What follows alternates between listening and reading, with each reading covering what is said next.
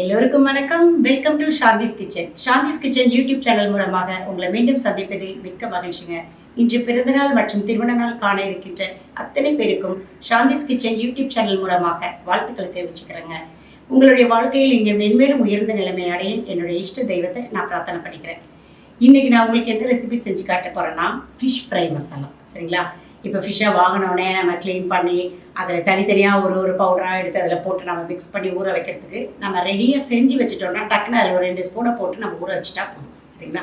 அந்த மசாலா தான் எப்படி செய்யலான்னு பார்க்கலாம் வாங்க. அதுக்கு தேவையான பொருட்கள் ஃபஸ்ட்டு என்னென்னு காட்டுறேன். காஞ்ச மிளகாய் 20, ஜீரகம் 2 டேபிள் ஸ்பூன், தனியா 2 டேபிள் ஸ்பூன், மிளகு 25 கிராம், சோம்பு 2 டேபிள் ஸ்பூன், வெந்தயம் 1/2 ஸ்பூன், கடுகு 1/2 ஸ்பூன், கிராம்பு ஒரு 5 கிராம்பு, கருவேப்பிலை ஒரு கொத்து எடுத்து வச்சுருக்கேன். அதாவது இதை கழுவி காய வச்சு வச்சுருக்கேன். உப்பு கொஞ்சமாக நம்ம போடணும். இப்போ மீன் ஃப்ரை மசாலா எப்படி செய்யலாம் பார்க்கலாம் வாங்க. கடாய் வச்சுட்டேங்க. கடாய் சூடாக ஆனவுடனே மிதமான தீயில் தான் நம்ம எல்லாத்தையுமே வறுக்க போகிறோம். ஃபுல் தீ வைக்கக்கூடாது. ஃபுல்லாக வச்சிங்கன்னா இந்த மிளகாத்தில் வறுக்கும் போது நம்மளுக்கு தொண்டை வர இருமல் வர வரும். அதே சமயத்தில் கருகிடும். ஸோ நம்ம மிதமான தீயில் பக்குவமாக வறுத்து எடுக்கணும். ஃபஸ்ட்டு காஞ்ச மிளகாயை போட்டுறேன். சீரகம், மல்லி, மிளகு, சோம்பு, வெந்தயம், கடுகு ஒரு 1/2 ஸ்பூன் எடுத்துருக்கேங்க. கடுகு நான் போட்டுக்கிறேன். அப்புறம் கிராம்பு.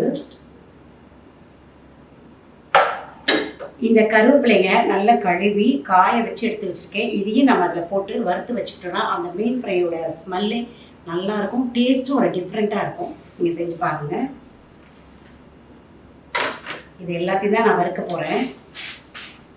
இதில் நான் லைட்டாக தான் உப்பு போட போகிறேன். ஏன்னா நம்ம எவ்வளோ மீன் வாங்குவோம்னு தெரியாது. அதுக்கு தகுந்த மாதிரி நான் உப்பு போடுவோம் இல்லையா?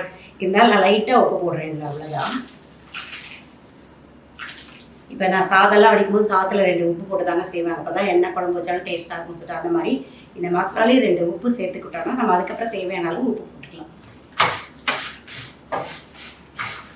அவ்வளோதாங்க. இப்போ இந்த பொடி ரெடி பண்ணி வச்சுட்டோம்னாங்க நம்ம மீனை வாங்கிட்டு வந்து க்ளீன் பண்ணிவிட்டு டக்குன்னு இந்த மசாலாவை போட்டால் போதும். அப்புறமா அது கூட நம்ம இஞ்சி பூண்டு பேஸ்ட்டு லெமன் சாறு மட்டும் விட்டால் போதும். உப்பு நான் லைட்டாக போட்டுருக்கேன். சப்போஸ் உங்களுக்கு தேவைன்னா இன்னும் கொஞ்சம் போட்டுக்கோங்க. ஃப்ரை அதாவது மீனில் மசாலா போடும்போது கொஞ்சம் உப்பு போட்டுக்கோங்க. சரிங்களா? மற்றபடி இஞ்சி பூண்டு பேஸ்ட்டு லெமன் சாறு மட்டும் விட்டால் போதும். சூப்பராக இருக்கும் அந்த ஃப்ரை.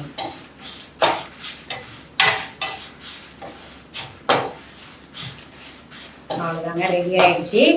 இதை ஆஃப் பண்ணிவிட்டு இதை ஆறினோடனே நான் மிக்ஸி ஜாரில் போட்டு பவுடர் பண்ணிவிட்டு உங்களுக்கு காட்டுறேன். அவ்வளோதாங்க, மனமாக ஒரு மீன் ஃப்ரை மசாலா வீட்டிலே ரெடி பண்ணி காமிச்சிருக்கேன்.